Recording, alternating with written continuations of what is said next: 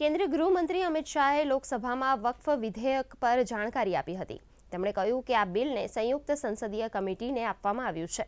વધુમાં વિપક્ષ પર કટાક્ષ કરતા તેમણે કહ્યું કે અમારી પાસે કોંગ્રેસ જેવી સમિતિ નથી, અમારી પાસે લોકતાંત્રિક સમિતિ છે જે વિચાર અને મંથન કરે છે। કોંગ્રેસના કાર્યકાળમાં જે સમિતિ હતી તે માત્ર થપ્પા જ લગાવતી હતી। અમારી સમિતિ ચર્ચા કરી તેના આધાર પર બદલાવ કરે છે। कमेटी ने इस पर सुविचारित रूप से अपना मत प्रकट किया।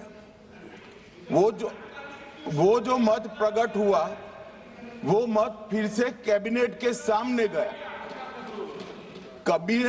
कमेटी के जो सुझाव थे ये भारत सरकार की कैबिनेट ने स्वीकार किए और अमेंडमेंट के रूप में किरण रिजिजू जी लेकर आए।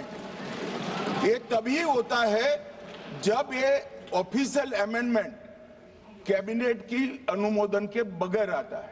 अगर कमेटी ने कोई बदलाव ही नहीं करने हैं तो ये कांग्रेस जैसी कमेटियां नहीं, हमारी लोकतांत्रिक कमेटी है मान्यवर। हमारी कमेटी चर्चा करती है, चर्चा के आधार पर विचार करती है और परिवर्तन करती है। अगर परिवर्तन को स्वीकार ही नहीं करना है तो कमेटी काहे को लिए है भाई।